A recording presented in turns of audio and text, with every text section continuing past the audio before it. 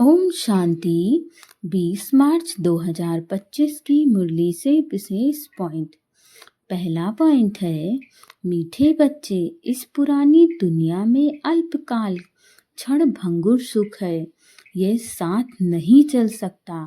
साथ में अविनाशी ज्ञान रत्न चलते हैं। इसीलिए अविनाशी कमाई जमा करो। अर्थात ये पुरानी जो दुनिया है, इसमें जो हम छोटी छोटी चीज़ देखते हैं, माया के अलग अलग रूप देखते हैं, तो हमें माया बहुत अट्रैक्ट अपनी तरफ करती है।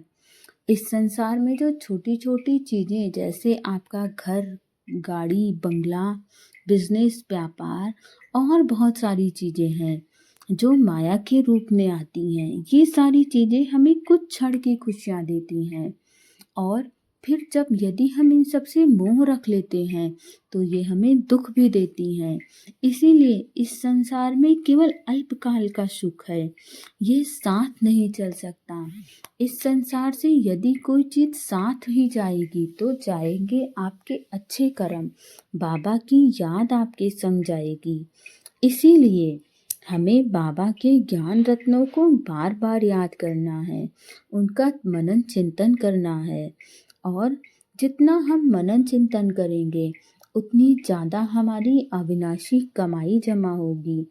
बाबा की याद का हमें खाता बहुत आगे बढ़ाना है। अपने हर कर्म में हमें बाबा को याद करना है।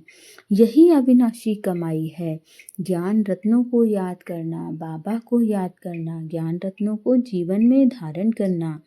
ये हमारे साथ हमारे हर जन्म में चलेंगे, और यदि ये हमारे साथ हमारे हर जन्म में चलते हैं तो हमें हमारे किसी भी जन्म में किसी चीज़ की कोई कमी नहीं होगी।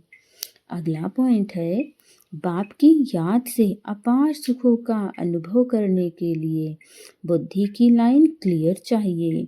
याद जब अग्नि का रूप ले ले तब आत्मा सतो प्रधान बने। अर्थात हम अगर इस बात का अनुभव करना चाहते हैं कि हम कितने खुश रह सकते हैं, तो उसका सबसे सुंदर और शानदार उपाय है हर क्षण बाबा की याद। आप जितना ज़्यादा बाबा को याद करेंगे, आपकी खुशी उतना ज़्यादा बढ़ेगी, और आपको इस बात का भी एहसास होगा कि बाबा की याद कितना कमाल करती है हमारे जीवन में। और हम जितना ज़्यादा बाबा को याद करते हैं उतनी हमारी बुद्धि की लाइन क्लियर होती है। हम व्यर्थ की बातों में नहीं फंसते हैं। हमारा मन हमारी समस्याओं को बहुत सरलता से ढूंढ लेता है। लेकिन जब हमारी बुद्धि की लाइन क्लियर होती है तभी ऐसा होता है। बाबा हमें किसी भी समस्या को समाधान बता देते हैं, परंतु जब हमारा मन व्यर्थ की बातों में लगा रहता है तब हम उन बातों को टच ही नहीं कर पाते जो हमें शायद सल्यूशन देते हैं। और याद जब अग्नि का रूप ले ले तब आत्मा सतो प्रधान बनती है। माना कि आपको बाबा की याद के सिवाय कुछ और सूझे ही नहीं, तब हमारी आत्मा सतो प्रधान बनेगी और हम सतो प्रधान दुनिया के मालिक बनेंगे। अगला पॉइंट है, बाप कौड़ियों के बदले रत्न देते हैं। ऐसे भोलानाथ बाप से अपनी झोली भरनी है। शांत में रहने की पढ़ाई पर सद्गति को प्राप्त करना है।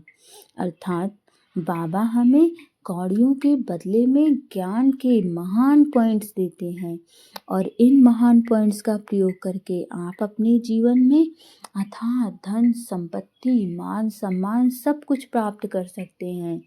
जब आप बाबा की पॉइंट्स को अपने जीवन में अच्छे से धारण करते हैं, डिटैच होके धारण करते हैं, तो बल्कि बाबा हमें इन सब चीज़ों के बदले में कुछ और थोड़ी ना मांगता है। केवल बाबा हमसे यही तो कहता है कि बच्चे याद करो, ज्ञान की पॉइंट्स को अपने जीवन में धारण करो।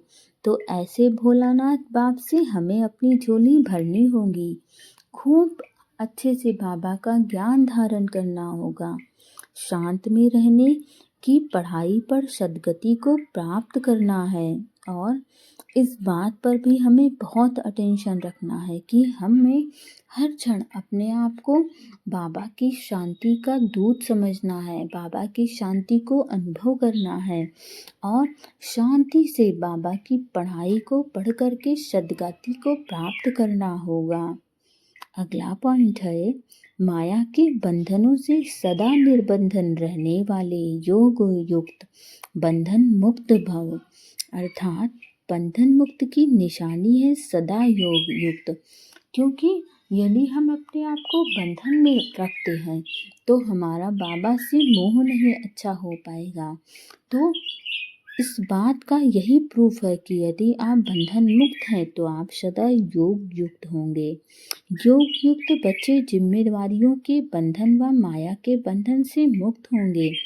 वो जिम्मेदारियों को निभाते हुए भी अपने आप को मुक्त पाएंगे। बाबा के ज्ञान की खासियत ही यही है कि यदि आप अच्छे से धारण करते हो तो आप सारी जिम्मेदारियों को भी बहुत अच्छे से पूरा कर लोगे और हल्के भी रहोगे और आपको सफलता के बहुत सारे मार्ग भी प्राप्त होंगे। इसीलिए बाबा का हाथ हमेशा पकड़ के रखना और माया किसी भी रूप में आपको परेशान नहीं कर पाएगी। मन का भी बंधन ना हो। लौकिक जिम्मेदारियां तो खेल हैं। जो बाबा के बच्चे हैं उनके लिए सारी चीज़ें बहुत सरल होती हैं। यदि आपने बाबा वाली की तो बाबा आपकी वाली ज़रूर करेगा। तो फिर इस संसार की बातें तो सच में आपके लिए खेल ही होंगी। इसीलिए डायरेक्शन प्रमाण खेल की रीति से हंसकर खेलो तो कभी छोटी छोटी बातों में थकोगे नहीं। चाहे जो समस्या आ जाए आप हारोगे नहीं। अगर बंधन समझते हो तो तंग होते हो और क्या क्यों का प्रश्न उठता है, लेकिन जिम्मेवार बाप है, आप तो निमित्त हो। इस स्मृति से बंधन मुक्त बनो तो योग युक्त बन जाएंगे। हमेशा इस बात का याद रखना है कि बाबा का हाथ हमने पकड़ा है तो सारी बातें बाबा की हुई। मेरा तो कार्य है केवल अपने कर्मों को अच्छे से करना, श्रीमत के अनुरूप अपने कर्मों को करना, बाकी सब बाबा देख लेगा। अगला पॉइंट है, करण करावन हार की स्मृति से भान और अभिमान को समाप्त करो। अर्थात इस बात पर आपको अटेंशन हमेशा रखना है कि सब कुछ करने वाला एक बाबा है। ये बात हमेशा याद रहे तो हम किसी भी चीज़ के भान में अभिमान में आते ही नहीं हैं, क्योंकि हमारा तो संपूर्ण समर्पण बाबा को है। और यदि बाबा को समर्पण है तो हम अपने आप को ये समझते ही नहीं कि हमने किया है, बाबा ने किया है।